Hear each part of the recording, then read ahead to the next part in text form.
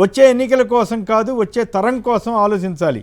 నిర్మాణాత్మక రాజకీయాలనే యువత కోరుకుంటోంది. దేశ సామరస్యం కోసం తెలంగాణపై స్పందిస్తున్నా. ఈ విషయంలో భాజపా పాత్ర లేదు, లోకేష్తో వారసత్వ పోటీ లేదు అని కూడా పవన్ కళ్యాణ్ గారు. అసలు ఈయన వ్యాఖ్యల్లో ఒక నిబద్ధత ఉందా? ఇప్పుడు ఉత్తరాది దక్షిణాది ఇందాక ఈ నేపథ్యంలోనే మొత్తం జాతీయ గుర్తు ఇది ఉండాలి, భావన ఉండాలి అన్న దాని మీద ఆయన గతంలో ఏమన్నది, ఇటువంటి అన్నీ పరస్పర విరుద్ధంగా మాట్లాడటం ద్వారా పవన్ కళ్యాణ్కి జనంలో ఏమాత్రం గౌరవం ఉంటుంది? జనం గుర్తించరా ఏమిటి అన్నీ ఒకదానికొకటి సంబంధం లేకుండా మాట్లాడతారని. ఇప్పుడు ఈ నా మాతృభూమి అంటూ తెలంగాణ ఎట్లా మాతృభూమి అవుతుంది ఏపీ కాకుండా? సరే, ఇప్పుడు ఆయన ఆంధ్రప్రదేశ్ రాష్ట్రానికి ఉప ముఖ్యమంత్రి. ఆంధ్రప్రదేశ్ నా మాతృభూమి అని చెప్పట్లా, తెలంగాణ నా మాతృభూమి అంటున్నాడు. అసలు రెండు భారతదేశం కదా, మన మాతృభూమి అంటే భారతదేశం.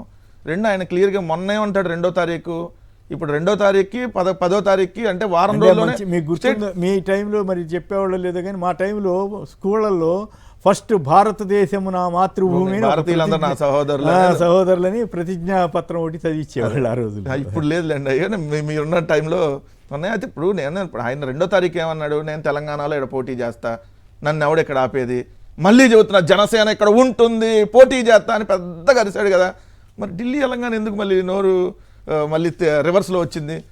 అంటే ఢిల్లీ వెళ్ళగానే వాళ్ళు చెప్పారా నీకు ఆడే గతి లేదు, మళ్ళీ ఏడెందుకు, మేము సింగిల్గానే పోటీ చేస్తున్నాం, మీరు సైడ్గా. ఇప్పుడు అమిత్ షా గారు ఆ మాట అన్నారు కాబట్టి ఇప్పుడు ఏమన్నా తెలుగుదేశం ఇక్కడ పోటీ చేస్తా చేయదా, కాంగ్రెస్ సపోర్ట్ చేస్తా, తెలుగుదేశం బీజేపీ చేస్తా. సార్ ఇక్కడేమో బీజేపీకి చేస్తారు ఆంధ్రాలో, తెలంగాణలోనే కాంగ్రెస్ చేస్తారు. అది నుంచి నడుస్తున్నాయి కదా, రేపు జిహెచ్ఎంసీ ఎన్నికల్లో కూడా అదే జరిగింది.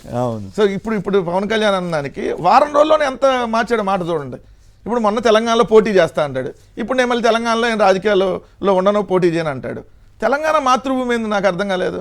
తెలంగాణ రాష్ట్రం అంటే నువ్వు తెలంగాణ రాష్ట్రం లేదు అన్నదే కావాలని లేదు అన్నదే. అతను తెలంగాణ సబ్జెక్ట్కి వచ్చినాక నేను తెలంగాణలో ఉంటున్నాను, తెలంగాణ నా మాతృభూమి అని చెబుతున్నాడు.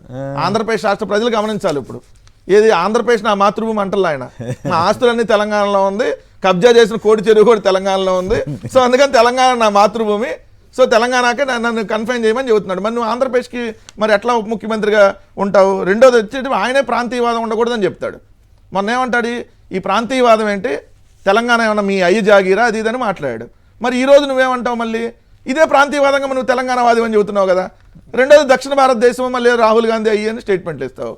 అంటే ఒకదానికి ఆయన మాట్లాడేదానికి పొంతన ఉండదు అనేది మరోసారి స్పష్టంగా చెప్పాడు. ఇక్కడ ఒక పాయింట్ అది క్లియర్ చేశాడు, ఏది లోకేష్కి సంబంధించి వారసత్వం అనే అంశం వచ్చినప్పుడు లోకేష్కి మీ మధ్య ఉందా అని అంటే లేదు లోకేష్కి అమ్మ చెప్పేసేయండి, నేను కంప్లీట్గా మద్దతు ఇస్తానని చెప్పగానే చెప్పాడు. మీరు ఆ స్టేట్మెంట్ చదివితే అర్థమైంది కొమ్మనేని గారు ఏమంటున్నాడు. అవును నేనే అధికారం కోసం రాలా, చంద్రబాబు కను లోకేష్కి అధికారం ఇవ్వటం కోసమే వచ్చా అనేది క్లియర్గా చెప్పాడు కదా. సో లోకేష్కి లైన్ క్లియర్ చేసినట్టుగా కనపడుతుంది.